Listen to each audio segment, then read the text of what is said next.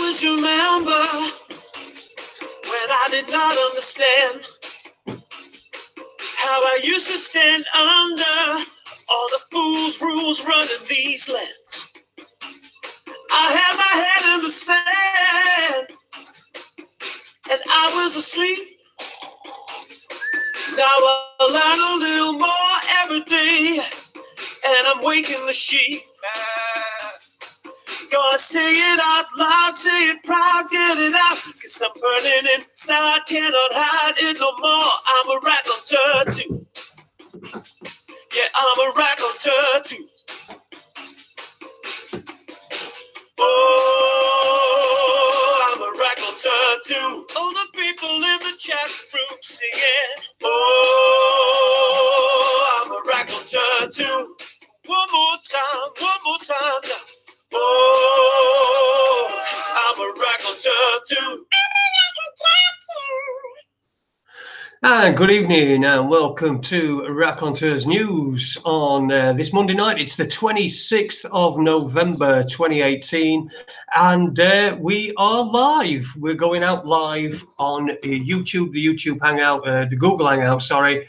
If you're watching on YouTube, just give us a bit of a like, gives us a nice warm feeling inside and helps us get more recognised and more people listening along. And I'm sure we're not your big dirty secret. So please share whenever you can. Any of our things, everything really helps us. Well, I hope you've had a great weekend.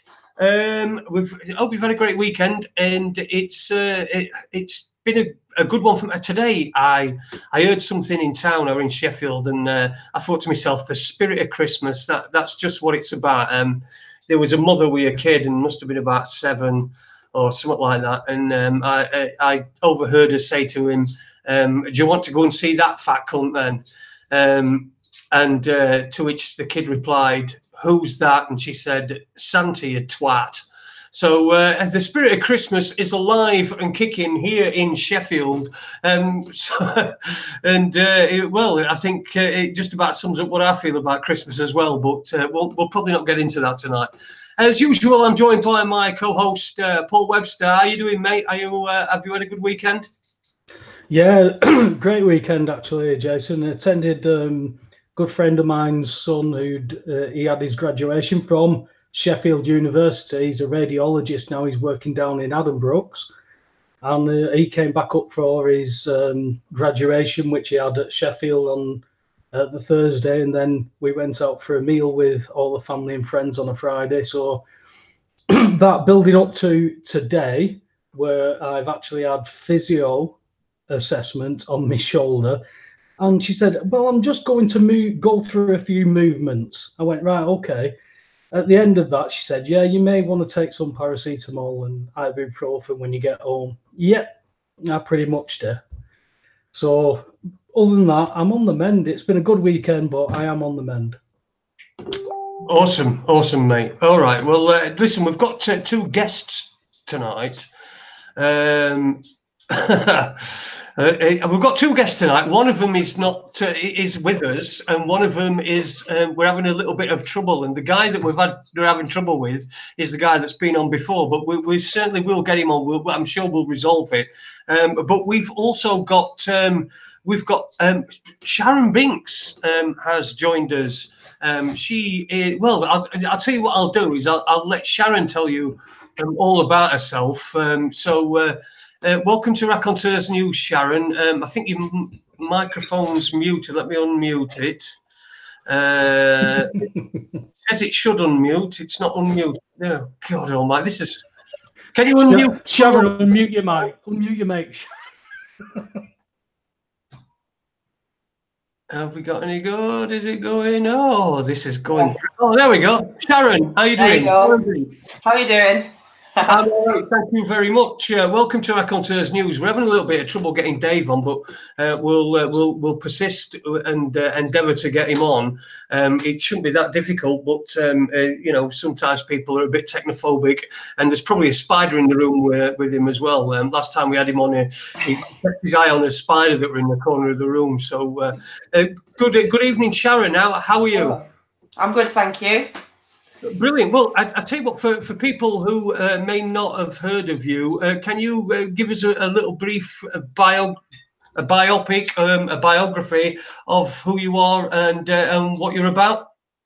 Well, I'm one of the organisers with Justice for Women and Children, which was started in Sunderland after a spate of rapes. Tasha Allen, she, I think there was 4 rapes in the spate of 10 days. So she set up a page and she got such a good response that she organised a demo. So that was in June, and I was asked to go along and read out the letters from people and do the speeches. So that was the first demo in June, and we had another one a month later, and we went to Middlesbrough the month after that. Then we had another demo in Sunderland, which the DFLA supported us with, but I don't know whether you've seen any of the press on that. We was totally thrown under the bus with the police and the council because we moved our march to accommodate the counter protest, who was supposed to be around the corner with the fountains as a barrier, but they turned the fountains off and let them stand right in our path. So that caused a bit of friction, which was, I think, ideal for Sky News, with Gerard Batten being there and speaking. So yeah, we had a demo on Saturday in Middlesbrough. We had another counter protest. So Antifa Public Watch, they came along, they heard about their counter protest and couldn't understand why people would be counter protesting a demo highlighting the dangers of rape and sexual abuse and awareness about travel in the taxis, because there's been so many reports of assaults taking place in the taxis. I read out a message actually on Saturday that had been sent on Saturday morning from a woman who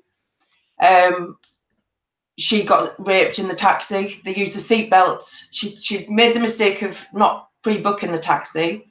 She made the mistake, in her words, that she sat in the front.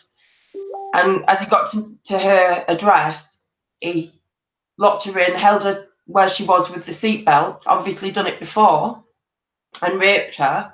She never told anybody for years. I think it's about 6 years now she's been carrying this around because she'd been out drinking. She felt that she was in some way responsible, and she just couldn't, she hasn't shared it. So the fact that we're raising awareness about it and bringing people out and talking about it, and we read the letters out from the victims, that gave her the strength to come forward with her story, which was powerful yesterday, because there are a lot of reports around the Middlesbrough area for assaults in taxis, and we are warning people to put their, record things on the phone, make sure they've pre-booked, know who the taxi driver's supposed to be, because some of them share badges. We had a story, the last demo in Middlesbrough, we had a story from a woman back in 1987. She witnessed the grooming, where they would bring the girls up to the flat, covered over, their heads covered over, put them in the rooms, and the guys would queue up. Back in the 80s, she didn't understand what was going on. She was a teenager herself, and that's tormented her for the last 30 years, that she now understands what was going on. And the young guys that she hung around with at the time, and she now said, I drive in the taxis around Middlesbrough, so it's understandable that people are getting assaulted. Like I said, girls came forward at the first demo in Middlesbrough about their stories of rape within the family, and that the police haven't dealt with it. Another girl came forward and said she'd been raped by a girl, and the police didn't take her seriously. Yeah, it's quite powerful stuff, really, when we get people to come forward, and that's the whole point of it, is to not feel that you're to blame and responsible, that you can come forward and name and shame those people that are responsible, and the grooming, I mean, let's call it child rape, because that's what it is. And that's all we're doing, really, is raising the awareness and telling women to be on the guard when they're out on a night out against spiking of drinks. Watch out for people standing around that aren't drinking, that are watching them, as if they're drinking and things, not to get separated from their friends, things like that. So Sharon, are we talking about the broadest demographic possible with Middlesbrough, or are you talking about specifics, as in regard to, you know, obviously you're talking about females taking taxis. Is this is this a new thing? Is this something that Middlesbrough girls and women have always had to look, you know? It's gone on a long time. It's gone on a long time, but people weren't talking about it. Yeah. And because we did the demo in Middlesbrough, that got people talking about it, and so many people have come forward since. Okay, but what I'm trying to get at is this a problem that's gone on for a long time, or is this a more recent problem? And can you pinpoint anything that has maybe pushed this to the front, or is it just because? And I know this for a fact that women just think, oh my God, I'm so embarrassed. Did I do this? Have I taken in part of this? I just want this to go away type stuff. Yeah. Is it part of all that, or is there something else? No, I mean the grooming and things you can trace back 30 years at least, and I think, I mean, when I was in my early 20s, I went out on a night out in Middlesbrough. You get taught, and that's the other thing. It's not a majority of the stories that we read out, as much as they try to call us racist. The majority of the stories that we read out and the posts that we share on our page, anybody who rapes a child or an adult is fair game for our page. So, but the majority of the stories that we read out locally are white males, family members, guys that they've been talking to in a bar. I mean, that happened to me. 30 years ago, where you've had a night out and you've been talking to people and they're no friends of friends, so you think you're comfortable with them, and you share a taxi home, and they con you into getting out where you get out, or you getting out where they get out, and then they attack you, and you don't say anything because you feel stupid for doing that. You feel you've made yourself vulnerable. You feel like you've, you know, put yourself at risk. You don't want to tell anybody because you feel ashamed. You just want to forget about it.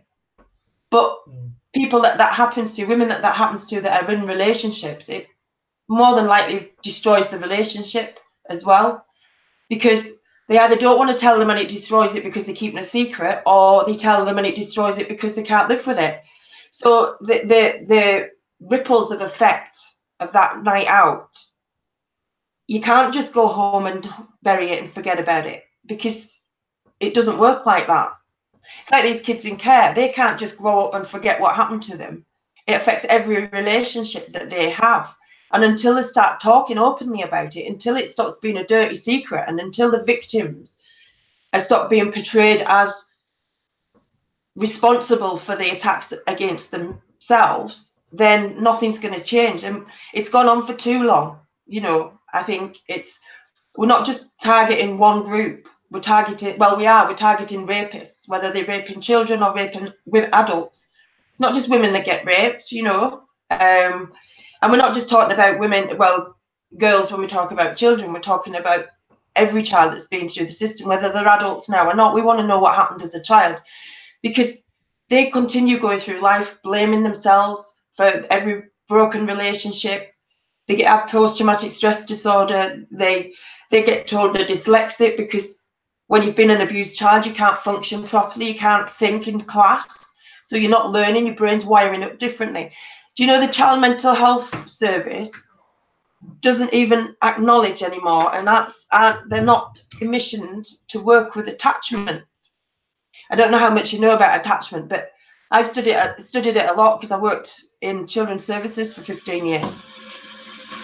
So when you look at attachment, whole of Bowlby's hierarchy of need and all of that was based on that, and now they're just dismissing it like it doesn't mean anything, and they only want to assess a child who can be medicated for something.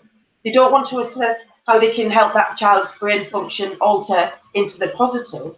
Well, They why want to would you medicate. want that, Sharon? Why would you want that when they can take a child that's worth up to about 80 grand a year and then medicate them, which is worth up to, well, whatever they decide, what this child is suffering with mental health issues.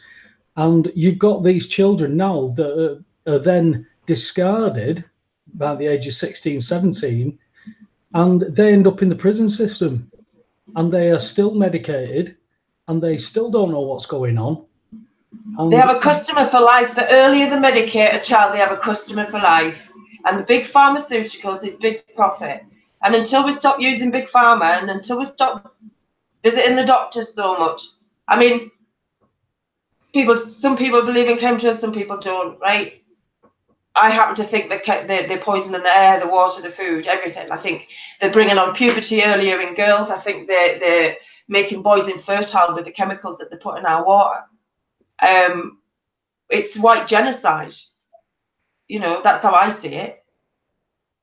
I think you'll find, Sharon, that there's a lot of hard evidence to support what you're alluding to, because of the way the establishment and the system works. And you've got to go through history. If you don't understand your history, if you don't understand what we've already done that doesn't work, and by the way, we're doing it now, what didn't work.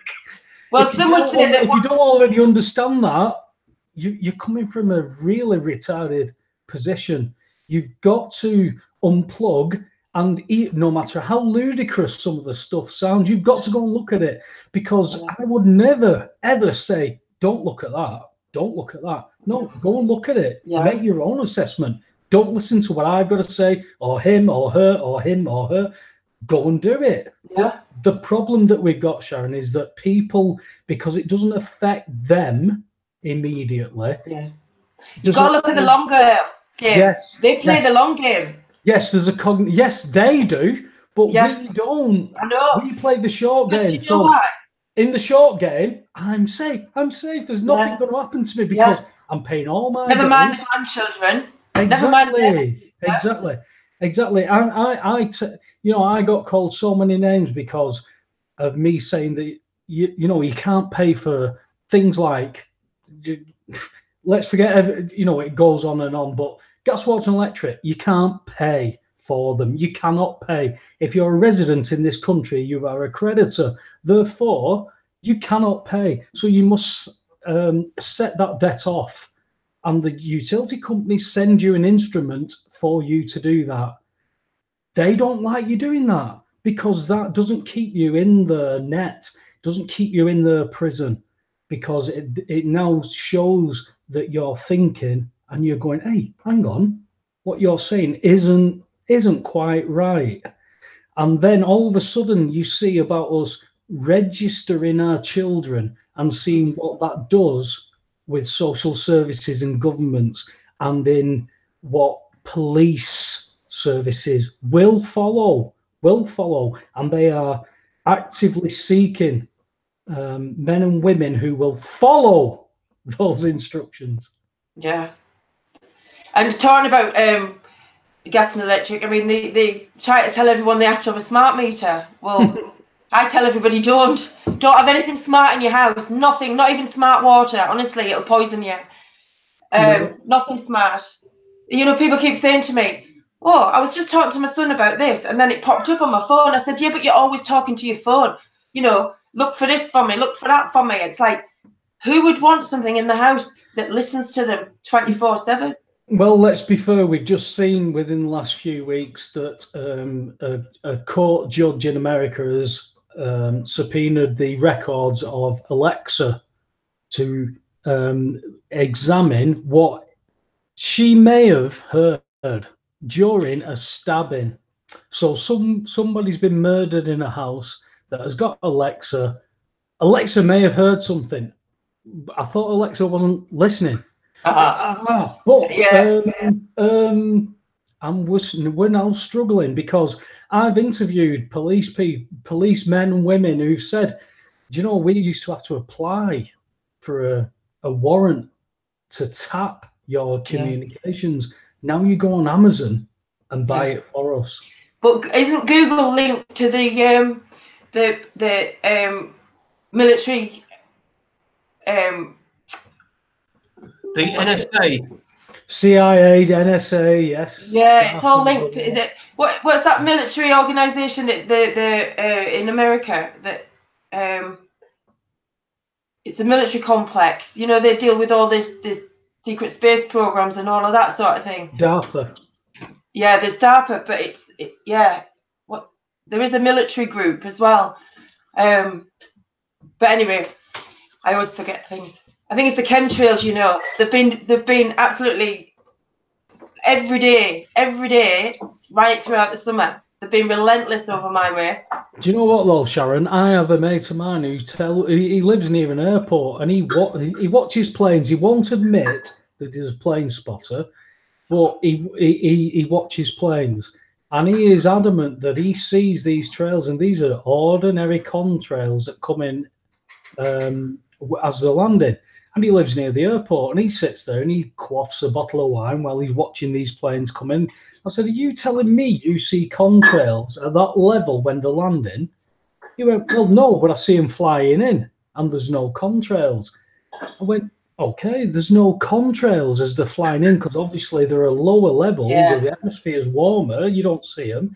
But what about the trails up at 30,000 feet? You know, you're talking about you're talking about leaving your house and exhaling for 2 miles and being able to turn around and seeing your exhalement all the way back to your house. That's what a contrail would be."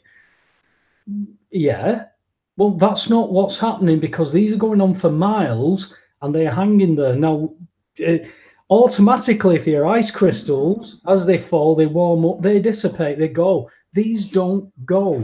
So there's something not right. Do you know what? Hiya, Dave.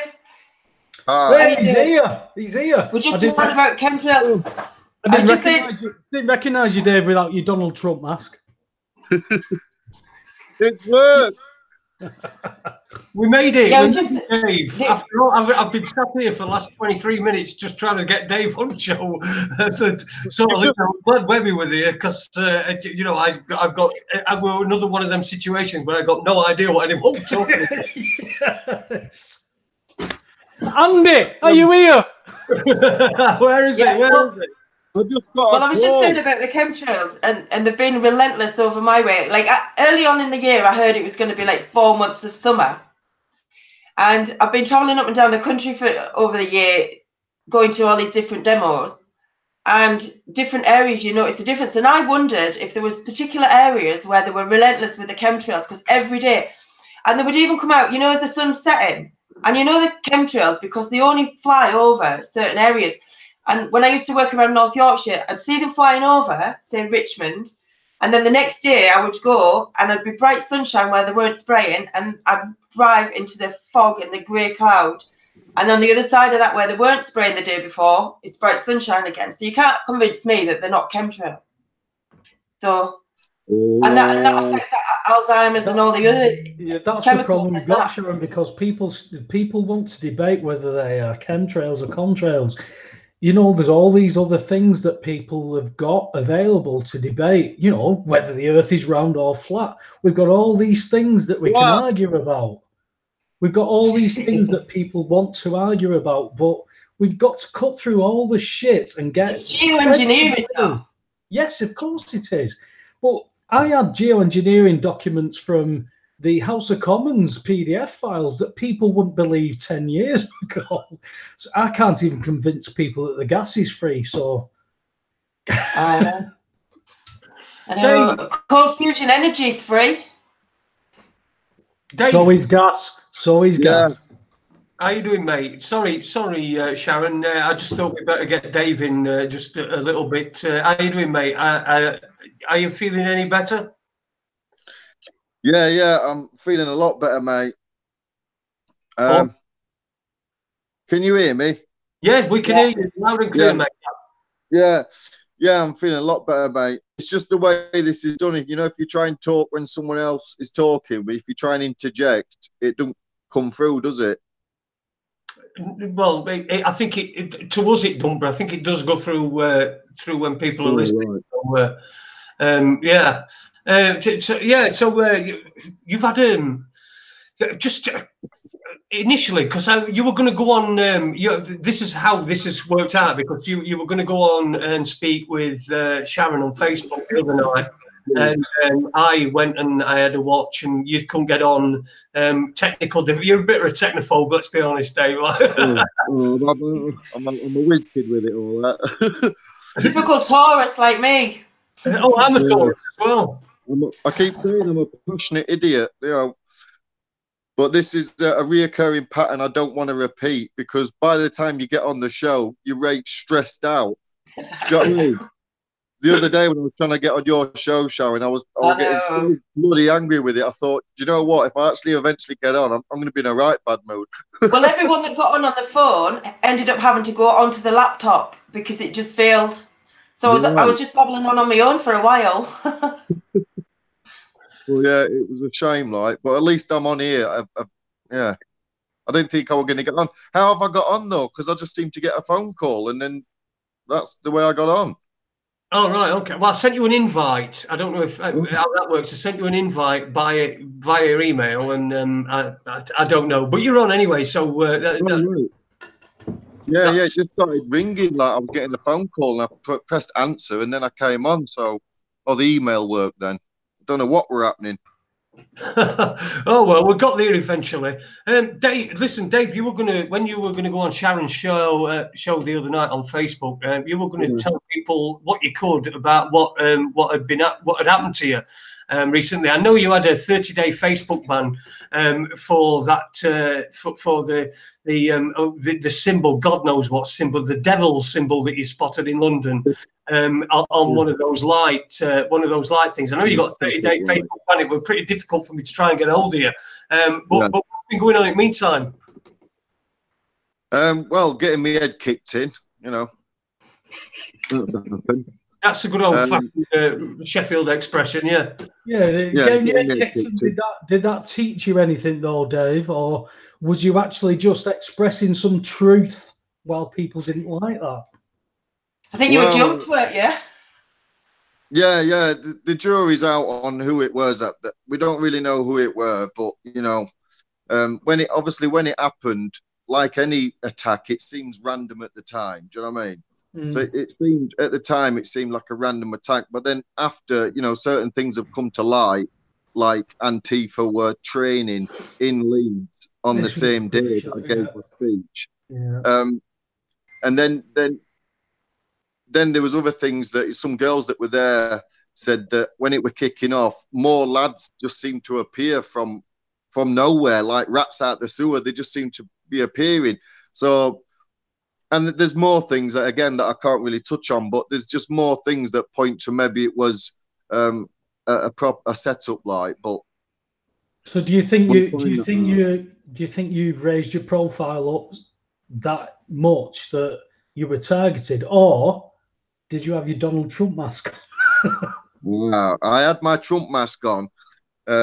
See, now I know why you got bastard. Because people don't believe. How can you put that face though? That's the problem. This is the problem we've got, Dave. Somebody puts a mask on and somebody wants to kick fuck out of a mask. This is this is the mentality. That's why I bought them.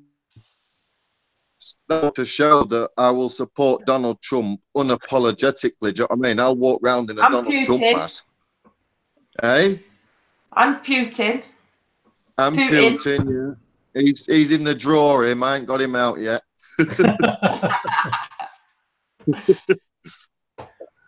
So you got a bit of a kick in then in Leeds. Like you said, there's not really it's still subjudice, I think that's it, isn't it? It's subjudice, yeah, it's still subjudice. So there's only certain things we can talk about, but can't bring the Jews into everything, Jason. What? Sorry, you can't bring the Jews into everything. Well, I know it's just something. I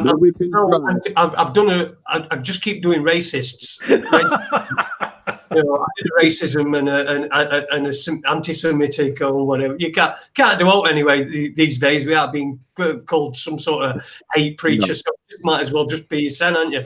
You might as well. Life's easier that way. So, yeah. So what were you doing in Leeds? Can I ask you what were you doing in Leeds? Well, yeah, I was giving a speech at a Brexit rally. I started drinking off courage before my speech, and we were attacked at about 9:30 at night. So I'd been drinking 12 hours, which is why I couldn't hit note. So I did try and fight back, but I couldn't hit note. But yeah, it was just giving a speech at a Brexit rally. Yeah, it went really well. It was fantastic, you know, brilliant day, brilliant night, and then it just ended a bit crap. But you know, when there's 6 of them, there's not a lot you can do. And I did, you know, I did try and fight them all because I don't give a toss. Do you know what I mean? I'm an idiot. But yeah, when there's too many of them, and I was knocked to the ground, and they were kicking me in head and that, and I still stood up even when I was getting booted in head. But yeah, they've dislocated my shoulder, which is the worst of it. As you can see, it's better now. When it happened, you know, my face were a mess. But yeah, dislocated shoulder, like my collarbone is now there, like lumping out of my shoulder when it should be down there. And for nothing, you know, for doing note, just, you know, wanting Brexit and loving my country. And, you know, if it were Antifa, do you know what I mean? Looking at it like that, then it's bang out of order, because I'm not far right, and it just proves that they're targeting the wrong people, you know, if I were targeted, do you know what I mean? Because I'm not far right at all. The thing is, though, Dave, because you putting that mask on and standing next to Tommy Robinson, you put yourself into that. And whether these, I can't see these being normal Leeds people who've decided to come and get 7 lumps out of you. It doesn't seem right, because if you go to these places, yes, there are idiots, there are retards who are promoting different things. But when you're going with, I mean, I heard your last interview, Dave, and, you know, Jason will tell you that I've got a lot of misgivings around the Tommy Robinson thing, not him in particular, not Stephen Yaxley Lennon in particular, because I don't think he's racist or anything like that. But there's a lot, there's something not right around him. So I always want to stay back. The factor is, you've got into that inner circle. I've spoken to other people who've been in that inner circle, and they got attacked as well. Spoke to a lad today who's been attacked from that, being in that inner circle, and he's even got reservations about it, but he was still attacked. And I think it's because you've got an opinion, Dave, and you've got a belief in that opinion, unless somebody says, hey, Dave, you know what you thought about? What about this? And then from listening to your last interview, Dave, you go, oh, let me look. Hey, that's possible, that. I'll have a look at that. You're not one of these people from, again, I've only known you from the last interview. You're not one of these people that say, this is me, this is my belief, I am staunch in this, this is concrete. Because if you're coming from a concrete position in this world, you go. No, you're right, man. I believe an intelligent mind is there for the change. That's what an intelligent mind is. It's there for the change. And I will correct go a wise wherever man. You correct a wise man, they'll thank you. You correct an idiot. Yeah. Well, that's why I find myself stood next to Tommy Robinson, only on a stage. I mean, I'm not friends with him or anything, but I mean, I found myself stood at his rallies and stuff because I follow the truth and I follow facts. It's not by coincidence that I find myself there. It's just because I'm a person, like you said, that, you know, I will change my mind about things. It's the people that we meet when we're there. It's not about one person, is it? It's a networking between the patriots, and it's only, you know, we find out what's happening up and down the country from going to these rallies, and we're talking to different people, and they've all got a different life experience or understanding of what's going on. You know, we might not all agree politically or spiritually, religiously, whatever, but we're there for the common purpose, aren't we? That we We're losing the common purpose. Well, no, not that common purpose. Our common purpose. Sorry. No, after the words came out of my mouth, I thought, no, I can't even use that anymore. It means something common. Like all the words lately, they all mean something different. Oh, they're fascist, Nazi. They all mean something that I learned something else when I was younger of what those words meant, and it's just like they've turned it on upside down. But Sharon, look at the language fundamentally. We're taught English. From the age of 4, I was taught that if there's a steering wheel in front of me, I am driving, therefore I'm the driver. Okay, I'm driving what? This is a car. It's also known as a motor vehicle. This is what a copper will ask you. Are you the driver of this motor vehicle? Well, in their language, a driver is not what they're teaching me at 4. A driver is somebody who uses a motor vehicle on public roads for monetary gain. Taxi driver, bus driver, coach driver, delivery driver, chauffeur. Wherever you want to go with driving, earning money, that is a driver. If I'm going to Asda, I am traveling. Yeah. That is the complete difference in law to legal. It is business, it is law. There's no other things. And people have got to be able to enforce that. When you've got a police enforcement that is enforcing the complete opposite, you know you are up against a dictatorship in the formation. Because I know the haves from the have-nots. Yes, I know so many good people who've been police and they are not police anymore. And I've asked each and everyone why, and they each and every one other reasons, but the fundamental one was I did not join the job for 94% paperwork. I joined the job to stop people damaging property and killing people. Same as social workers. It's all about the paperwork. It's all about updating the assessments. It's all about gathering evidence on people. It's not about helping them. Figures, that's it. Figures. Yeah. And when you find out that the government were paying local authorities on how many kids they could get into the care system, I mean, what's that about? You're supposed to be stopping kids going into the care system, not funding them to be put into forced adoption. Profit. Ripped away from the families, ripped away from the sibling groups, ripped away from the grandparents. Let's look at a good analogy. If everybody's seen Trading Places back in the 80s, where they bet $1, where they bet $1 that they could change somebody into something and change somebody into something else. This is the policy of what these people, whoever these people eventually we mark of these people, because there's so many things, organizations, corporations that we could all point our fingers at. But there is something that's fundamental. Yes, it's there, isn't it? Yes, all there. but whatever you want to call it. What is that? Yes, exactly. What is that? What is that? When we get to that, evil paedophiles. What is that? That is a complete psychopath. When you get up there, psychopathy is common ground. Inbreeding, that doesn't help. Well, I think it's the sociopath that runs paths. Well, they say, don't they? They say, don't they? Someone who actually wants that sort of power isn't normal anyway. Someone that wants that amount of power over people isn't a normal person anyway. So yeah, at the top, they're fucking psychopaths, mate. And as we're learning, most likely paedophiles. Look at the Georgia Guidestones, right? If you look at the Georgia Guidestones, they're set for the future. That's a message for the future. Maintain the human population below 500 million. Yeah. Yeah. Yeah. So that's get rid of basically 6.5 billion people or something. But then, something like that. But then we start talking about depopulation, as in slashing from so many million billion to that. But we've got all the other social things involved in between. And we don't get a chance to talk about the social things in between that would fix the massive, because you're racist, because you're anti-Semitic, because you're this, because you're that. This is bullshit. It's absolute bullshit. Common sense goes out the window. There is no common sense in any of this.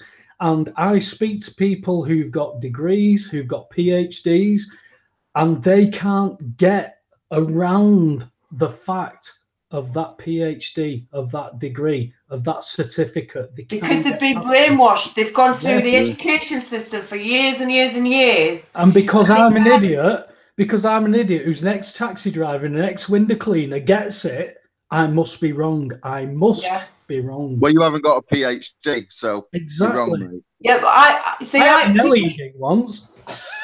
People used to say to me, "Why don't you do the social work degree?" You know, because I was working with children and families, and I was like, I would never put myself through that system, that establishment, the university, brainwashing. Honestly. I've had so many people, Sharon, say to me, "You're in the wrong job. Why don't you become a solicitor?" I went, "Because you've just answered your own question. I can't be a solicitor because I can't agree to what they want me to sign up to because it's ripping everybody off completely. Yeah. My mum, my dad, my grandparents, ripped them off. My mum worked 13 hours a day and then said, 'Tom, would you like to go for a meal and a pint this week? I've got the gas bill in, but it's only the green one. It's not the red one.' A bill she's not liable for in this debt-based economy." So, boom, that was it for me. That was it. Well, in the 80s, I mean, they created, in the 80s, it was like the yuppies, wasn't it? It was, you see the decline from the 80s, really. And then it became, you know, I've not watched TV for a few years, but like when the first adverts came out about where there's a blame, there's a claim. 80s. And my heart didn't get that, because I just thought people are now looking at ways to sue somebody. People are looking at ways to get money for nothing. And it's created a society of narcissists who only care about themselves, which is what they want, because when we're all looking at ourselves and instead of being of service to others, you're a slave. Say again, Dave. I was just saying it ties into this creating a generation of victims as well, which is what the government wants. Everyone's a victim. All this, claiming malarkey, You can see how long they've done it for, because I've got a hole in the side of my knee, right, from 1983-84 at junior school, where there were lots of pieces of angle iron. So it was 90-degree angle iron all stacked up in a corner in a school playground, and we're on school play. Some lad touched one and they all fell over, and the last one put a hole in my leg. My mum in 1983 never, ever, ever mentioned once about suing that school. I was picked up by my dad. I was taken to the hospital. I was off for a certain amount of weeks. I was even then put back into school in a comfy chair. But there was no suing. And that was 1983. The mid-80s, the mid-80s was when where there's blame, there's a claim came in. Now, that is when the Mr. Miss Mrs. thing was completely actuated for people for fines. So every commercial aspect of a man and a woman was then put in place for these bastards to keep stealing equity from people that are not liable. And people have got to, at least, like you said, Sharon, you've not watched telly for a few years. I've not watched TV for over 10 years. For me to see an advertisement, it is normally at work. And I see it and I'm going, visiting people. Exactly. And I'm going, wow, do you still watch all this shit? I can't even watch Disney films without seeing the hidden agenda. No, neither can I. One of my mates actually posted, such kids, such thing, blah, blah, blah. I've got this kid. So what is it, Beauty and the Beast or Aladdin? And I went, well, is it this Aladdin or is it this Beauty and the Beast? And he pissed himself laughing. He went, do you know what? I won't tell them, but I'll watch this one. And they still watch the film. And those subliminals would have gone in, whether we like it or not, because they're there. Once we've pointed them out, you can't unsee them. You can watch that film from start to finish and you will see everything without it being pointed out once it's been pointed out. My problem is I've got so many great friends, great family who dote on their children, who buy into all this stuff. and then all of a sudden I'm the nutter. I'm the absolute nutter of the family, of the town, of the workplace, whatever. Yet in 10 years, I've seen that change, Sharon. I've seen that change to, hey, Webby, what do you think about this? Or, hey, Webby, I've got a parking ticket. Well, I'm a nutter. You better pay it, haven't you? Yeah. You know, this is what it comes down to, because we're all struggling. We're all fighting. We're all trying to do the right thing. The brainwashing with the when I work with young families, I had a pure hate for parents giving into their children wanting to play on GTA, Grand Theft Auto, Vice City, COD. Yeah. And I've seen behaviour change when I banned those games out of their collection with the parents' agreement, obviously. And I say, right, let's take all the 18 games away. It's 9. Take all the 18 games away, because the parents, they've come to me because the child's now picking on the little sister and asking about strip joints and stuff, right? Mm. So I said, right, let me look at his games collection. So I took all the games away that were 18s, like Grand Theft Auto and all this. This is a number of years ago now. And a couple of weeks later, she says to me, do you know what? He's a completely different child, especially with his sister. Because she'd seen the change of behaviour by him playing on these games. Another parent whose child was 9, and I says, you know, it's an 18 game. Yeah, but his older brother's got it. Yeah, but his brother's 10 years older than him. He's old enough. Oh, yeah, but I said, well, answer me this. Would you let your child watch porn? That's an 18. She said, no. But I did come home the other day and he was on the laptop, and when I looked at what he'd been looking at, that's what he was looking at. Would he have looked at that if he hadn't been playing on these games? The parents do not understand how much they affect the brain, the wiring up of the brain, the desensitized to violence, you know, and people don't get that this is conditioning of the brain. A very young child with those images flashing. You know how aggravated kids get anyway when they're playing. You could argue that's why these games are made. That's why they're put out there. Yeah. I remember this thing that I watched, and it was about the first American mass shooting that happened, right, in America, obviously, the very first one. And this psychologist, he rung up the government and he said, if you don't want this sort of thing to happen again, tonight on the news, do not start it with sirens and, you know, dun dun dun, and giving this person notoriety. But and he rung the government up and he told them this, and then that night he turned the TV on and the news started, and it was mass shooting, and it met this guy. And what's happened ever since? Mass shooting after mass shooting. And then there's documentaries about it on Netflix. You get the interviews of the guys that did it. And, you know, these guys are sat in jail now saying, look, I'm on Netflix, I'm on this, I'm on YouTube, I'm on this. And it's been done on purpose. Glorifying the perpetrators, which is what they're doing with paedophiles as well. Glorifying the perpetrators, and victims just remain the victims. Yeah. There's no justice. You know, there's no common sense involved. It's like so I think they must have started this a long time ago, because I believe, I mean, I was born in 72, and I believe that I was one of the first generation to start to get tapped on the shoulder, at the very least, by television, films and everything, because it all started to become more accessible. Because my mum, 3 channels. Yeah, but it went to 4 eventually in 84. But my mum and dad worked. My dad was a long distance lorry driver, 6 nights a week. My mum ran her own business. I had, believe it or not, I had my own television. Up until 78, it was a black and white, and then I got a colour. So I got everything that was come to me. And there's some things I go back on and go, wow, I don't know. See, I remember possibly thinking about sex or anything like that between the ages of 8 and 10. Now, that had not happened within my inner circle. So where did that come from? Yeah. I knew that was coming from somewhere when I look back. Now, my daughter, I walked in on my daughter playing Grand Theft Auto, where she had stolen a car.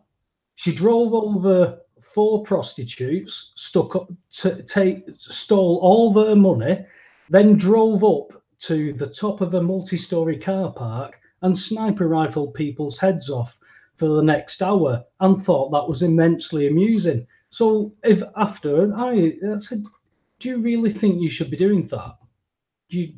How do you feel about doing this? And she looked me in the eyes and she said, it's a game. It's a game, Dad. I'm not killing anybody. Do you think I would run over somebody and take the money? And this was a 9-year-old child. So why is she doing it in the game? Yeah. Well, do you know what? The thing is, what she said to me was, because it's a game, because I can do that and there aren't any consequences. This is what she used. I would not take that into the real world. So my question is, it's not just about the games. It's about what are the kids being, as you said earlier on, Sharon, it's not just the air, it's the food, it's the water, it's the parents.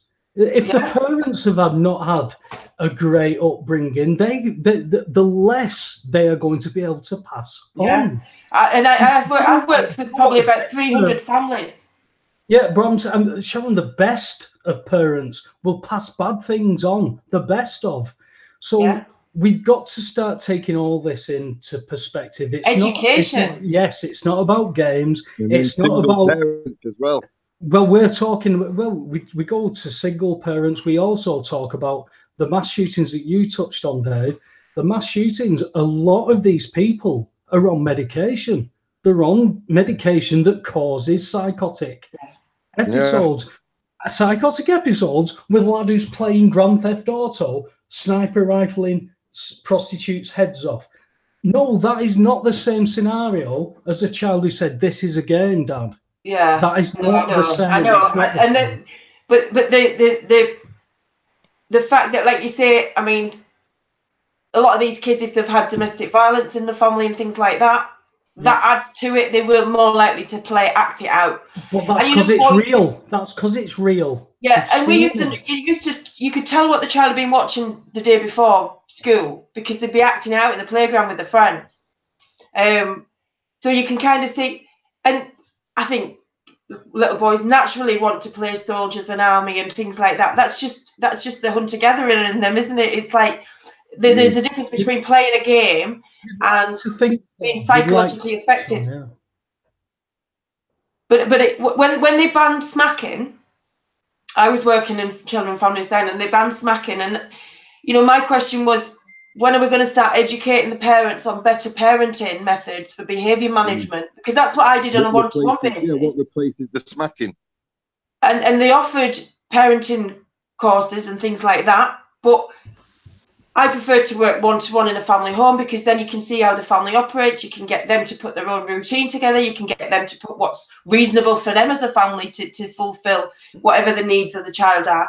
And in realistic terms, not jumping through hoops, just modifying whatever structure around your family so you've got greater chance of success. And I think I did have a lot of success because it was built based on, well, that's the problem. We know what the problem is. Let's focus on the solution. Let's look at what you can do slightly differently. Let's put some order into your chaos. Let's look at the child's behavior as a way of communicating how they're feeling on the inside and look at the history of that child and what would be causing that feeling inside for that behavior to be coming out, because a lot of behavior is a way of communication. Instead of looking at a child as naughty, oh, that child's naughty, you hear it all the time, oh, he's so naughty. No, he's not. He's a child, he's creative, he's exploring, he's developing, he needs guidance, he needs structure. A lot of the time, a lot of these naughty kids, it's because they're highly intelligent and they get labelled ADHD. And the education system kills that. Yeah. And I said to women, I said, maybe he's not ADHD, maybe he's highly intelligent. It is. It round, instead of a negative, it might be a big positive that he's his brain's so active that's why he's messing around in class. The education system doesn't suit them. Very clever. It's brainwashing. It's killing them. Creativity. It's set up to kill the child's creativity, so they just become like with the academies, right? When they first started talking about academies and they sold it to the schools, like, oh, you get your own funding and all that.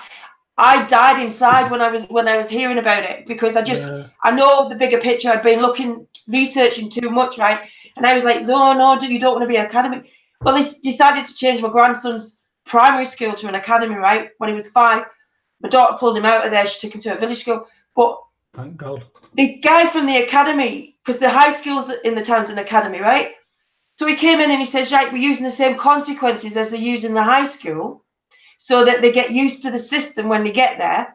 Because if your child was in the street and they attacked somebody, they wouldn't get treated any different just because they've got issues. So we're not going to treat them any different. They have to toe the line. So these consequences, these are 5-year-olds. You can't take a piece of your uniform off, like your jumper if you're too hot.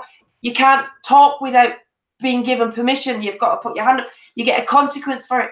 The first week back at school, another parent says to my daughter, you did the right thing. She says, my child's already on a 5 consequence. He'll be excluded if he gets another. And she's like, what's he done? Oh, he speaks out. He gets up. This is a 5-year-old. Do you know what I mean? This is what we're doing to our kids in the academies, in primary level. The same system. Sorry. The same system, Sharon, is what made a kid who said, can I go to the toilet? No, you've not got a bathroom pass. And she actually wet herself, sat in a classroom. Abuse. It is abuse. Well, this is my point about this education system. This education system is taking people that are all different shapes and they're trying to cut them into the same shape. And it doesn't work. And that makes problems for society. And because this is a socially engineered society into what they want, this is why you see the police are now prepared for civil unrest, because this is what they're engineering to, because they can only deal with that. They're diluting the police force as well, so there's no more patriots in there. They're all foreign, so they don't care about us. When we start kicking off, they'll quite happily cart us off. Well, that's what the EU army's about, because they're not. Well, the police force as well, they're doing it. Yeah, they're not going to put British soldiers or anything on our street. So what were you trying to say, Dave? What were you going to say? Well, I was talking about the kids. I was just saying that they're now teaching them trans and stuff at 5 years old, and we're talking about, you know, how influenced kids are by stuff, and this is evil. I didn't know at 5 or any of those ages between 5 and 10. I didn't know if I wanted to play with an 18 van or a Knight Rider car. That was where my mentality was at. You're asking me to decide whether I want my penis or not. This is absolute abuse. Or a Barbie, though. Or a Barbie. Even if at 5 years old you picked up a Barbie, it doesn't mean anything to a 5-year-old. I'd pick up my sister's Barbie. I'd play with a Barbie. It doesn't matter, right? But if you're at 5 years old, if at the same time you're being taught about trans, then when you pick that Barbie up as a 5-year-old, you're then going to question yourself and go, "Oh, am I?" You're going to look at a Barbie and go, "It's got nothing. There's nothing here. It's a Barbie." That's what they want. Unit. Nothing. Nothing. An action man. They don't want us to be produced. Exactly, Jason. I've not checked my Action Man, but apparently you have.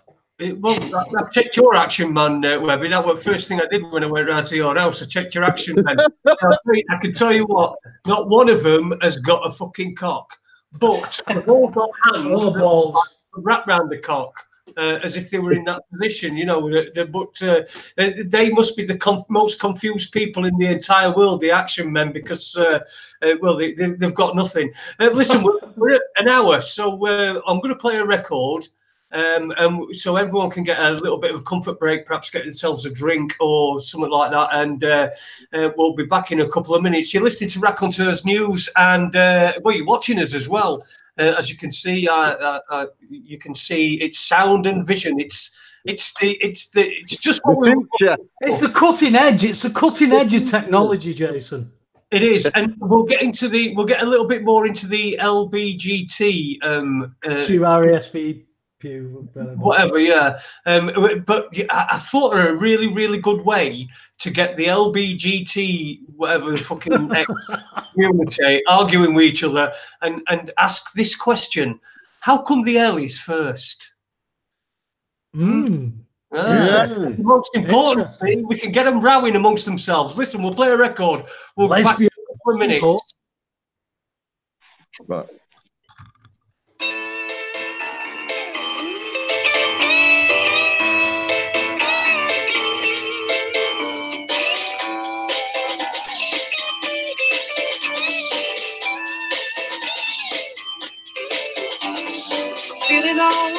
I go. Gotta get the wiggies cause I'm off to the hole in the road. I'm walking off school and I'm off to the city, watching telly all night. And I'm not looking pretty, I got this job downtown, selling knocked off ladies watches for £1. For a really dodgy man that I met in a dodgy cafe. You know he said to me, the girl who sold these yesterday wasn't selling very carefully. Police came along and took her and all my watches away. So if you see some coppers, you grab my stuff and leg it, boy, right away. I'll be in the cafe. Boy from Sheffield, making his way through life. I'm just a boy from Sheffield, making his way. I'm just a boy from Sheffield, making his way through life. I'm just a boy from Sheffield, making his way. So it's been a few hours and I haven't sold enough for my bus fare home. Street still is pretty tough, so I turn on the top for the lunchtime rush with a smile and a wiggle of my schoolboy touch. Oh, the charm is with me in the underground. There's a crowd of men and women gather round. The watches they are going, the money is the flow. Think I'll just a little extra, stick it in my pocket, spend it later. I'm just a boy from Sheffield, making his way through life.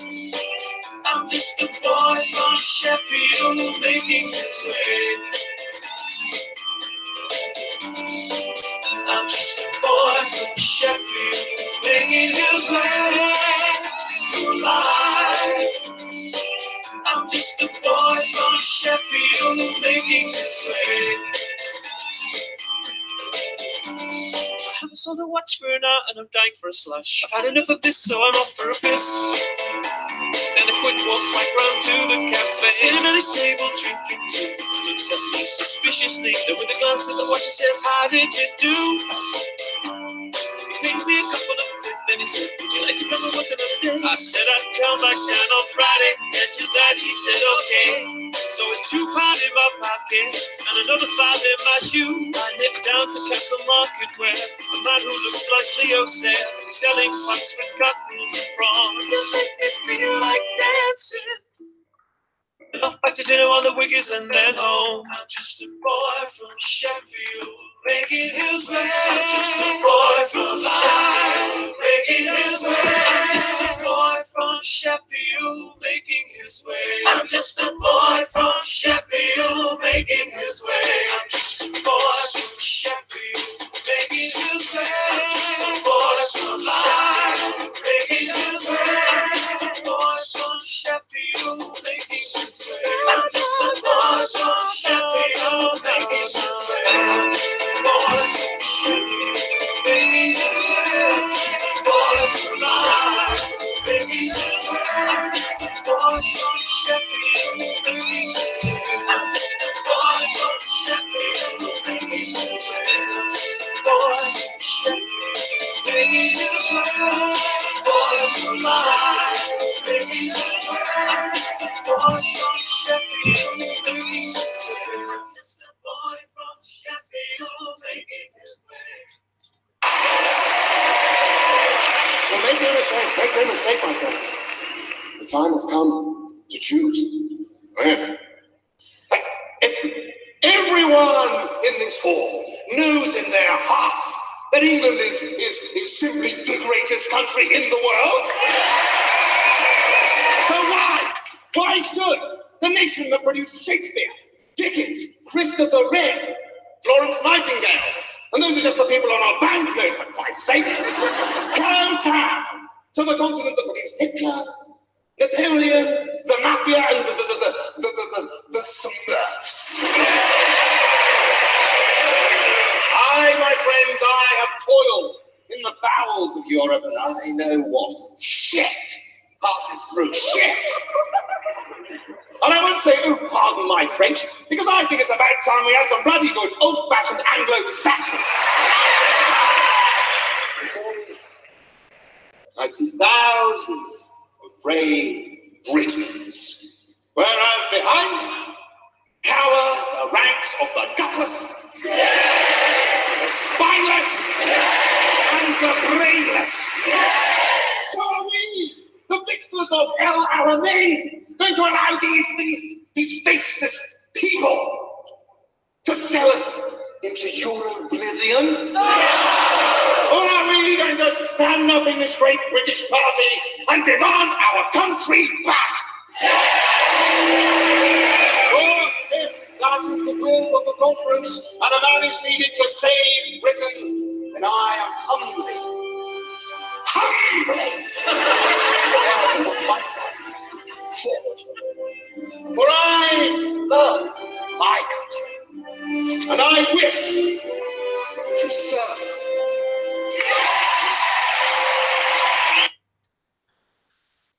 And welcome back to Raconteurs News. There you go. That was a speech by Nigel Farage, no less. Not quite. It's Alan Bastard doing a speech about Europe, and I think we all echo the sentiments. I think we're going to get into Europe and Brexit and all that sort of stuff in this second hour. As well as the trans stuff as well, because we're a bit weird here. We like talking about this because it's for me it's a bit weird. You know, it's this. I just can't understand how it's easier for somebody to for some kid to decide that they want to be a woman rather than face up to the demons that they've probably got in their head that is a result of what's frankly an uncaring society that we've got at the moment, and they probably see something as trans as giving them some sort of protection against the people that are perhaps bullying them or who are saying nasty things. So anyway, we'll get back to the second half. I've muted your mics, guys. If you want to unmute them. Because Jason doesn't know how to. Well, I've just tried to again, and it just keeps stopping me from doing it. It's nuts. I think it might be. Hang on. Oh, there we go. Andy! Dave's unmuted himself and muted himself again. It's there's probably a spider there or something. So, listen, we've got about 52 minutes. We've got this hour anyway. We've got this full hour. We're having a good chat here. I hope everyone's enjoyed it in the chat room. Let me just say hello to a few people over there. Super Legion in there. Kendo Taylor, Blazing Stars, Super Leads, Magnetic Conscious. Good evening to you. Good evening to everybody who's in the chat room. We have a really good, vibrant, and energetic chat room, and it's there's no friction whatsoever that I can see in there anyway. So we all get on here at Raconteurs News, and that's what Yeah. Say that again, Dave. I said not yet, mate. Wait till we start talking about Brexit. It'll soon liven up. Oh, yeah. Well, it's up to you. I mean, where do you want to go? What do you feel is the most important things to talk about? Do we talk about this trans weird thing that's going on, or shall we just do Brexit? Because I know there's a huge effort at the moment to try and save Brexit, which seems ridiculous, really. I mean, we shouldn't have to save it. It should just be there, and that's it. That's what we voted for. I heard at least seven MPs call for the second referendum today on Prime Minister's Question Times. So there's at least 7 on both sides of the House calling. Should we not have this second referendum? We've had it. We've decided we're out. That's it. Say again, Dave. Sorry. I think it'll be fixed. The only reason why they want a second referendum is because they're going to fix it. Because how can even more people will want to leave now? Because when I voted Brexit, I voted Brexit on the little knowledge that I knew then. Now I know a lot more, and I know how. And we've all seen how the EU treat other countries. Yeah. How could people change their mind? I'm a firm believer that millions more would want to leave. So and they must be aware of that as well. So the only reason they want to call a second referendum is because it's going to be rigged. But that's the gambling on the fact that people are still watching Love Island and stuff like that. You know, I'm talking to people now, Dave, who possibly I would never have imagined would have even asked questions about politics, because these are people not interested in politics. The fact that politics are interested in them doesn't matter, because they are from the generation of, I vote for Labour because my dad did. So that is the tradition that these people seem to carry on. When you unplug from that and you start to look at the broader picture, there isn't anyone, there isn't anybody that you could throw your faith in. You've got to, there is someone you could throw your faith in, but not in political parties. There's nothing there in political parties. No, it's all the same thing as well. UKIP had a really good chance to surf in on the crest of a wave. Bill, I was talking to Bill. He had there was something there that we could have all crested in on, but the political parties can't accept. Sorry. After Brexit, when Nigel got Brexit, he should have got in for Prime Minister, but he just backed away. He won Brexit and then backed off. But Dave, do you think if he'd have done that, if all being well, Nigel Farage is now in number 10, do you think that would have changed our situation a lot? He wants to be a Tory. Well, Farage wants to be a Tory. Right. So, Dave, do you think Farage would have changed anything?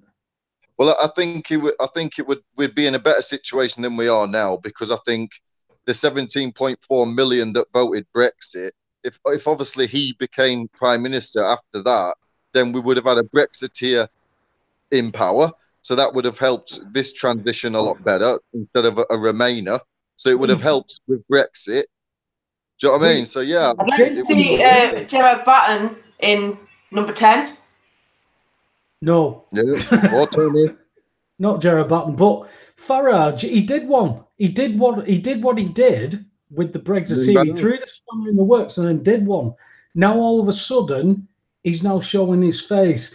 Now all of a sudden, Tommy Robinson is now being incorporated into UKIP, because Tommy, again, Dave, I will not say to you I've ever heard Tommy Robinson be racist or anything like that. I've never heard anything. Yeah, he never has. No, because I've never heard anything like that. Yeah. But the factor for me is there's somebody, there is somebody, there is an entity that is promoting Tommy Robinson. That makes me suspicious, because Nigel Farage was being promoted. All right, yeah, you can say he's done his own work, he's done his own speeches and blah, blah, blah. There's something behind this, and I could not throw in behind these people for anything. Do you know what? When you look at in history and you look at the story behind Hitler and the backing he got and the people behind him, they're always fighting both sides of the war, aren't they? They always use whoever is most popular to try and maneuver things the way they want them. Yes. And yeah, so what was Hitler? Was Hitler a puppet, or was he somebody that other people saw, hey, he's got something here, we could come in on the back of this and we can use this? I believe when it comes to Hitler that they try and make out nowadays that he sort of brainwashed the Germans and he was amazing at giving speeches and he'd practice his speeches and he'd use his mannerisms to brainwash them. But actually what Hitler did is he was very clever at watching the people and watching how the people reacted to what he was saying. So you could argue that it wasn't Hitler brainwashing the German people. It was he was reacting to what the German people wanted. But when you look at who was around Hitler, and I heard one thing, the book Mein Kampf was written for him and accredited to him because the powers that be could see how popular he was as a nationalist, and so they wrote the book Mein Kampf to get him even more popular before he got out of prison and was released under his name. I don't know if there's truth in that, but that's one version of history. Yeah, I've not heard that. I mean, I heard that he wrote it in prison, and I've read there were like 15,000 grammatical errors in it. You know, they've got to try and pull him down at every point. But I've not heard that it was just accredited to him. I mean, I've no idea. Apparently, Goebbels had a lot to do with it. Oh, Goebbels. Goebbels. Yeah. I always say that. Oh God, is it called? The thing for me is, if you're going to bring Hitler and Mein Kampf into everything, then you've got to start bringing in Stalin and communism into everything because of the National Socialism, because there's a line drawn against communism. There's a line drawn against communism, and when we start talking about Hitler, we've only ever been taught Hitler is evil, evil, evil, evil, evil. That's all we've ever been taught. When you start looking into the complex conditions of, let's say, from the mid 1800s to the mid 1900s, if you look at all those complications where countries were created, never existed before, countries were created because of World War One. You've got a man who's involved in World War One, experiencing all this stuff, and gets into a position where, all right, we can look at the possibilities of, he was promoted, he was propositioned, he was financed. We can look at all them, which is what we should, but we can't just look at the negatives, which is what we are taught. We've got to look at everything. And I've spoken to people personally from that German era who said, this man saved Germany, this man saved our lives because of where we were at. You can't take that away. You can't take that away from people. You can't take it away from people. And it's the same in the flip, because I've had friends defriend me because they think Winston Churchill is a war hero, where I've read history and think, we may need to question that. And I've lost, I was best man at this man's wedding. He doesn't speak to me anymore because of something so stupid.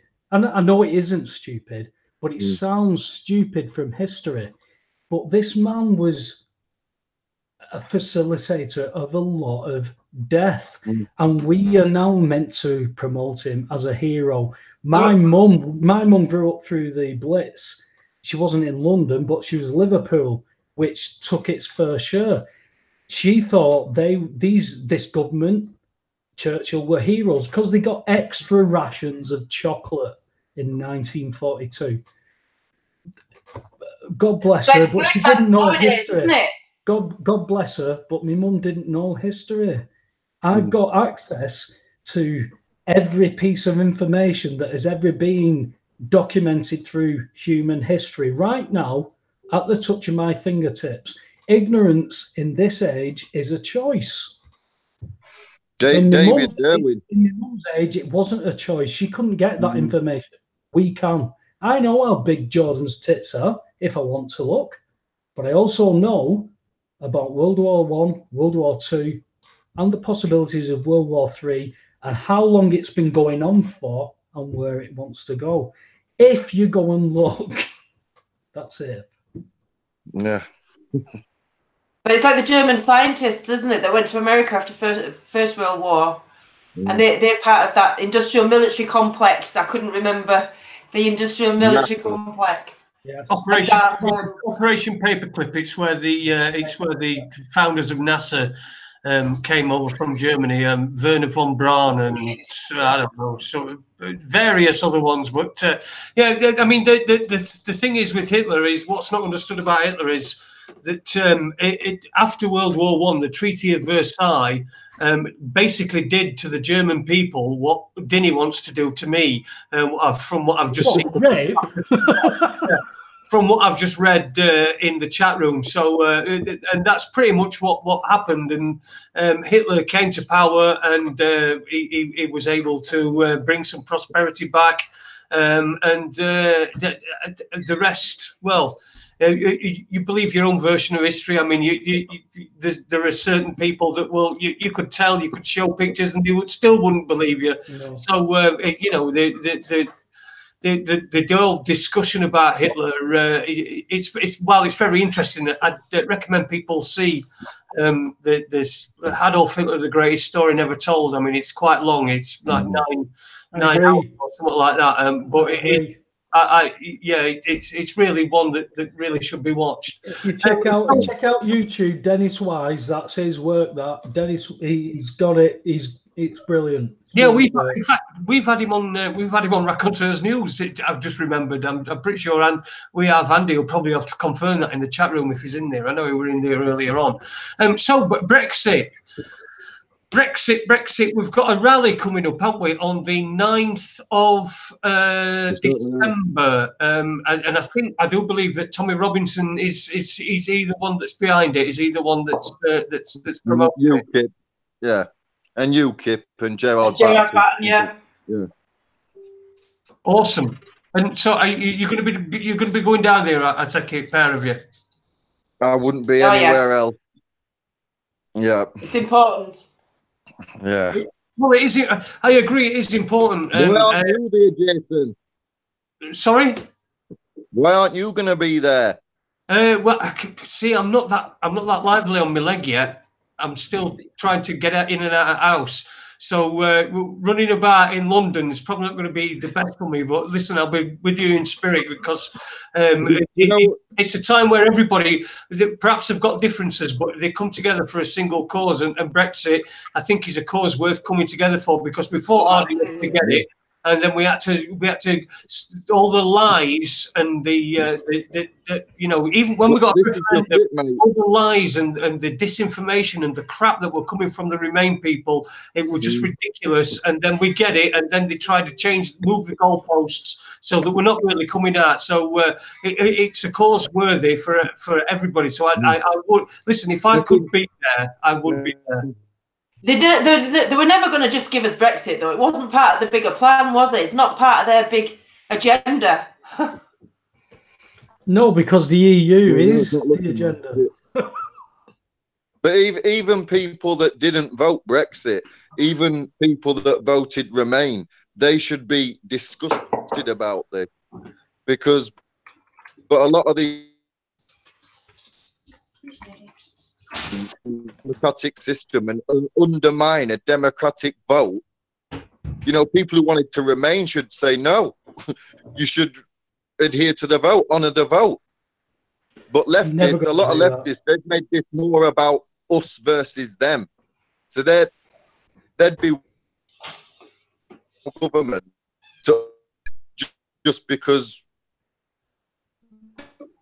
it's angry at us at what's happening. It's far, far too much bigger than politics. That's why. Well, there you go. I've spoken to a few people lately that have said about how worried the farmers are if we don't stay in the EU, that the farmers will suffer. And I'm like, we're an island, for God's sake. They'll probably grow some fucking food.